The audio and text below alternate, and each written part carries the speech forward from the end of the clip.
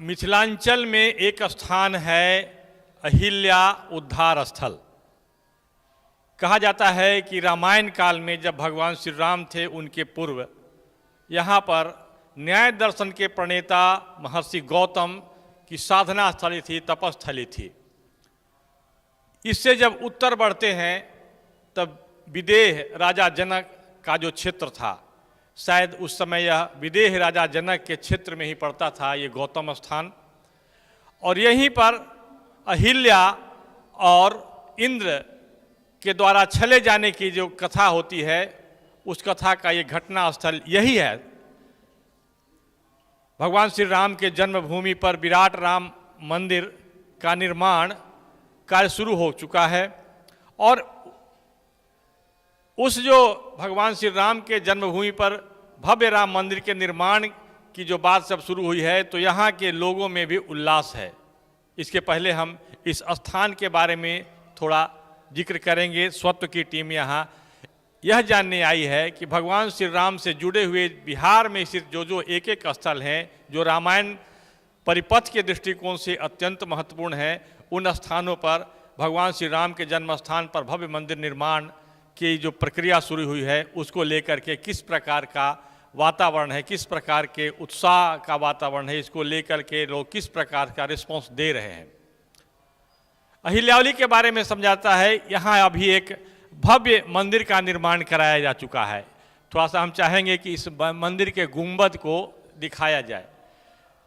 पुजारी जी ने जो बताया, यहाँ का के पुजारी जी ने जो बताया, उसके अनुसार इस भव्य मंदिर का निर्माण आज से करीब 250 वर्ष पूर्व इस क्षेत्र के जो दरभंगा महाराज थे उन्होंने कराया था।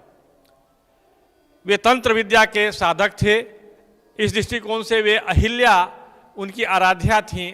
अहिल्या को अपने आराध्या मानते थे, क्योंकि गौतम ऋषि का जो न्याय दर्शन है उसमें तंत्र में भी उनका बड़ा स्थान है और उनको भी लोग उनके जो साधना पद्धति है उसका भी उपयोग तंत्र साधना में किया जाता है। यह जो स्थान है 2 नदियों के बीच है। इसके पश्चिम में जो है क्षीर नदी है।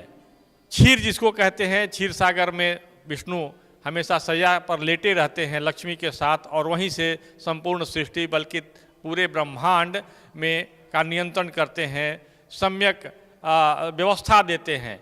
और यहाँ से पूरब दिशा में जो है वो कमला नदी है। इन 2 नदियों के बीच में गौतम ऋषि तपस्या करते थे और यहीं उनकी पत्नी भी उनके साथ निवास करती थी। उनकी पत्नी के सौंदर्य को देख करके इंद्र, देवराज इंद्र मोहित होते हैं और छल करते हैं, और इस छल से कुपित होकर के गौतम ने इंद्र को शाप दिया था और उनके शरीर में गलन रोग हो गया था।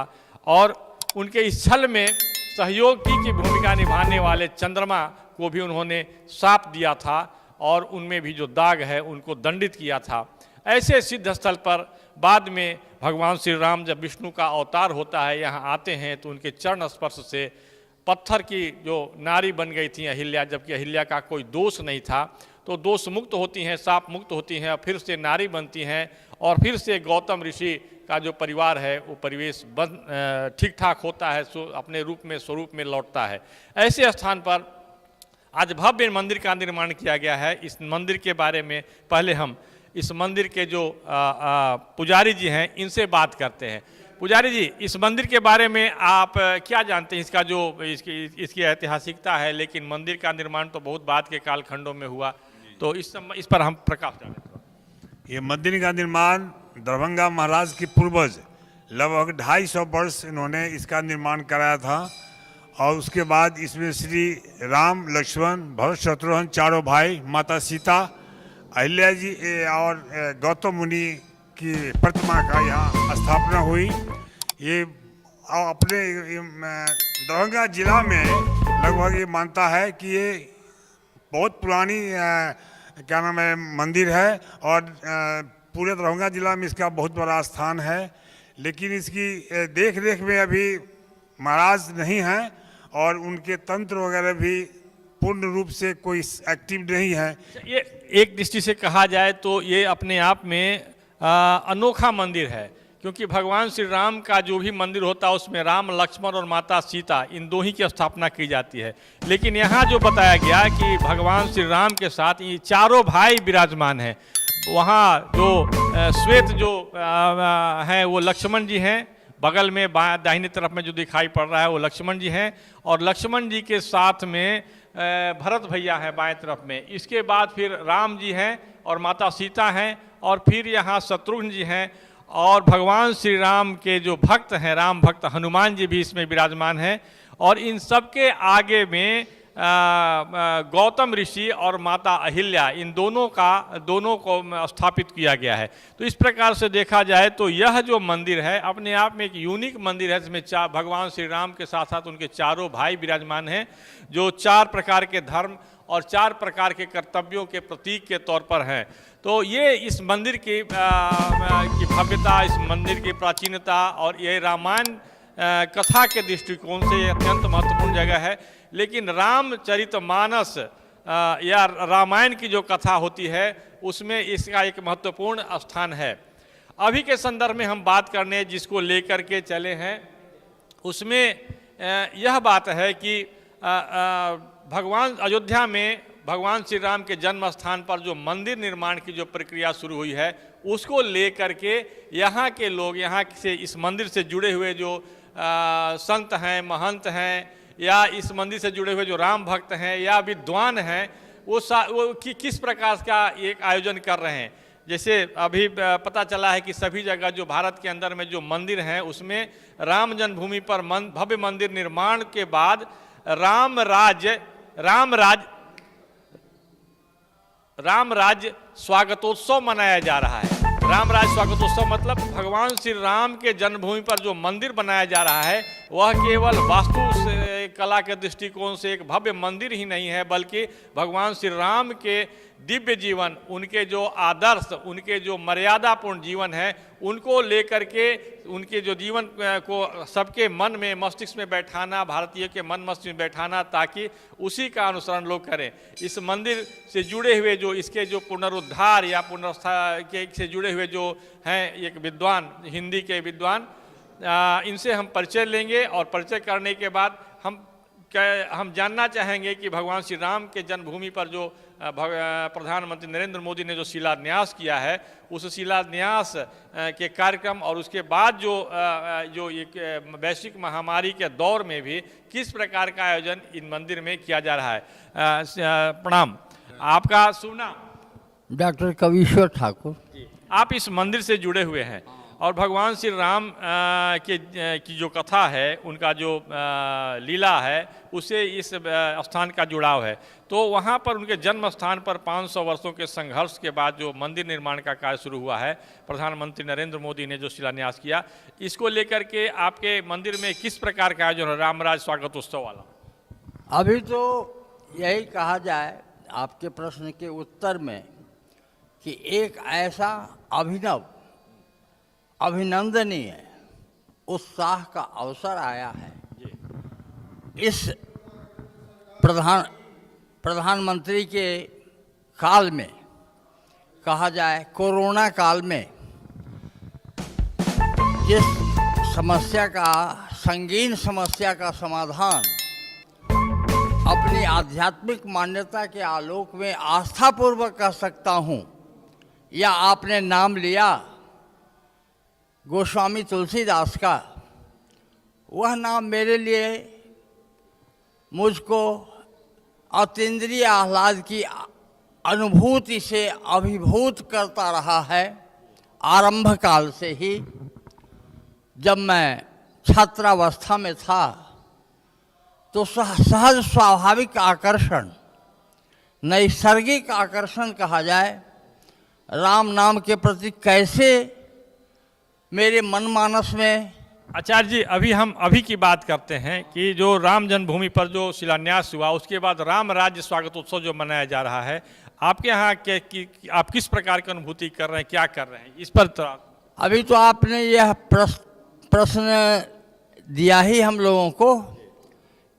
इसके संबंध में बहुत विस्तार से नहीं कहा जा सकता है कि हमारी तैयारी ऐसी है वैसी है, लेकिन राष्ट्रीय स्तर पर मैं आपको आश्वस्त कर देना चाहता हूं, और अगर संवाद के रूप में या उस भाव के संप्रेषण के संबंध में अगर कोई जानकारी आप लेना चाहते हो या आपकी जिज्ञासा हो तो यह वही भूमि है जो अनायास ही जुड़ी हुई है। ये जो स्थान है अहिल्या उद्धार स्थल, यहाँ पर जो भव्य मंदिर है अहिल्या उद्धार स्थल पर जो पाषाण है वो प्रतीक के तौर पर स्थापित है। यहाँ पर जो विशेष तौर पर आचार्य के तौर पर हैं मिथिलेश दास जी महाराज, और जिनको लोग स्थानीय लोग बउआ हनुमान जी के तौर पर कहते हैं। आप रामायण के मर्मज्ञ हैं और रामराज स्वागतोत्सव जो मनाया जा रहा है उसके संदर्भ में आप एक प्रमुख की भूमिका में भी हैं। तो आप आइए हमसे बात करें। महाराज जी नमस्कार। आपका ये रामराज स्वागतोत्सव जो भगवान श्री राम के जन्म स्थान पर जो मंदिर भव्य मंदिर निर्माण शुरू हुआ है, इसके बाद इस कोरोना काल के बावजूद जो मठ मंदिर जो कर रहे हैं, तो ये जो चूँकि रामायण कथा रामायण परिपथ से जुड़ा हुआ स्थल है, तो इस संदर्भ में आप क्या कर रहे हैं, क्या आपका संदेश? अभी तो कार्तिक महीना है और कार्तिक महीने में जितने भी हमारे साधु समाज के हम पूरे बिहार राज्य के हम सेक्रेटरी हैं, उनको मैंने आग्रह किया हूँ कि अपने अपने मंदिर में ये कोरोना काल के कम से कम 100 दीप जलाया करें। और ये पहला मंदिर निर्माण के बाद हम लोग निर्णय लिए हैं पटना में, और पटना में निर्णय लेने के बाद और बेगूसराय से हम लोग शुरू किए हैं, सूजा मठ से हमने शुरू किया है। और वहाँ पर सूजा महंत जी को मैंने यह किया है क्योंकि वो महामंत्री हैं वो, और उनसे मैंने ये कहा है कि आप भी अपने ज़िला में और हर ज़िला में एक प्रभारी को मैंने कर दिया है कि ये कार्तिक महीने में हर दिन अपने मठ पर 108 दीप जलना चाहिए, क्योंकि हम लोगों का ये 500 साल का ये सबसे बड़ी उपलब्धि मिली है।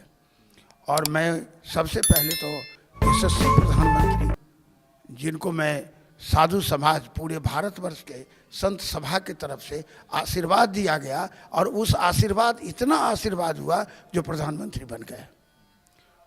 और मैंने ये देखा है कि ये लगनशीलता से कि 5 आदमी के कमेटी से हम लोग पूरे भारत में पूना में मैंने शुरू किया गोविंद गिरी के साथ, और उसके बाद वो बढ़ता चला गया और बढ़ता बढ़ता पटना में आकर के 10,000 साधु हम लोग जीत गए पूरे भारतवर्ष के। और वहीं से बिल्कुल हम फूंक दिए कि नहीं नरेंद्र मोदी वहाँ पर प्रधानमंत्री हो, अब हो गए।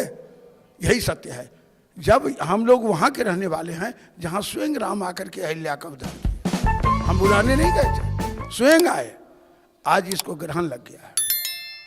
हम प्रधानमंत्री आपके माध्यम से, श्रीकांत जी के माध्यम से और इस टीवी चैनल के माध्यम से कहेंगे कि कम से कम यहाँ पर ऐसा किया जाए जो हम लोगों का ये जो गौरव, जहाँ हनुमान जी का ननिहाल है। तो भगवान श्री राम के जन्मभूमि पर राम मंदिर निर्माण शुरू हो गया है, इसको लेकर के राम राज्य उत्सव मना रहे हैं लोग। तो इस उत्सव के बाद आपका उत्सव का स्वरूप क्या होगा? दीपावली पहली दीपावली है, और उसके बाद हम लोग जो है कार्तिक के 14 तारीख को हम लोग ये विचार किए हैं कि एक एक दिन के लिए एक एक संत हम लोग अयोध्या जाए और वहाँ पर 1,000 दीप जलाए। ये हम लोगों का है। हमारा टिकट हो गया है, हम 14 तारीख को हम वहाँ पहुँच जाए। लोगों के मन मंदिर में राम के आदर्श को स्थापित करना, ये क्या अभी उद्देश्य बताया जा रहा है रामराज स्वागतोत्सव का? इसके लिए क्या? हम लोग तो साधु हैं, हम लोगों को तो ये जन्मसिद्ध अधिकार है, मगर आम पब्लिक को जो मैं देखता हूँ खुशी का लहर, जो ये उत्सुकता है कि कभी कोरोना हटे, जो अयोध्या की धरती को छूए और उसको अपनी आंखों से देख लें। मैं जीऊँ कि न जीऊँ, कम से कम बूढ़े सब से जो बातचीत होती है तो वो सब जो कहते हैं कि कम से कम अब हमारी उम्र में उस अयोध्या को देख ली जहाँ राम का मंदिर बन रहा है। यही तो उसका सबका एक ही लालसा है। और मिथिलांचल जो कहीं न कहीं भगवान श्री राम से बहुत मधुर संबंध के तौर पर जोड़ा जाता है, यहाँ के लोग इतने उत्साहित हैं, इतने हर्ष में हैं कि कोरोना काल हटे और यहाँ के लोग जा कर के भगवान श्री राम, उन रामलला का जो जन्म स्थान है, जहाँ यहाँ भव्य मंदिर का निर्माण शुरू हो गया है। जो असंभव लगता था संभव हो गया है, जो सपना लगता था वो साकार हो उठा है। वहाँ पर जा कर के और भगवान श्री राम का दर्शन करें और अपना जो भाव है वहाँ भाव समर्पित करें, आह्लादित हों। इस प्रकार का एक वातावरण यहाँ पर जो अहिल्या उद्धार स्थल है यहाँ पर भी है इस मंदिर के समक्ष। और ये लोग साधु संतों की ओर से ऐसा प्रयास किया जा रहा है कि घर घर में भगवान श्री राम के आदर्श की चर्चा हो और यह चर्चा एक सबके मानस में बैठे ताकि एक परिवर्तन हो और उस परिवर्तन जो सामाजिक मानसिक परिवर्तन हो, उस प्रकार के परिवर्तन से एक वातावरण बन जिससे कि राम राज्य की स्थापना हो। राम राज्य की स्थापना डंडे के बल पर नहीं होती है बल्कि प्रत्येक मनुष्य के व्यवहार में परिवर्तन के बल पर होता है। और इस प्रकार का एक अभियान जो चल रहा है उसमें मिथिलांचल का यह स्थान जो अहिल्या उद्धार स्थल है, जो भगवान श्री राम की लीला से जुड़ा हुआ प्रमुख स्थल है, वहाँ भी इस प्रकार के भाव जागृत हैं, दिखाई पड़ रहे हैं। और कई प्रकार के भाव एक साथ मिल रहे हैं, उत्साह मिल रहे हैं, आनंद का वातावरण मिल रहा है। लोगों में ऐसी बेसब्री है कि कोरोना काल समाप्त हो और भगवान श्री राम के जन्म स्थान पर जा कर के दर्शन करें। कृष्णकांत, अहिल्या उद्धार स्थल, दरभंगा। इस तरह की तमाम खबरों से जुड़े रहने के लिए हमारे चैनल को सब्सक्राइब करना ना भूलें। धन्यवाद।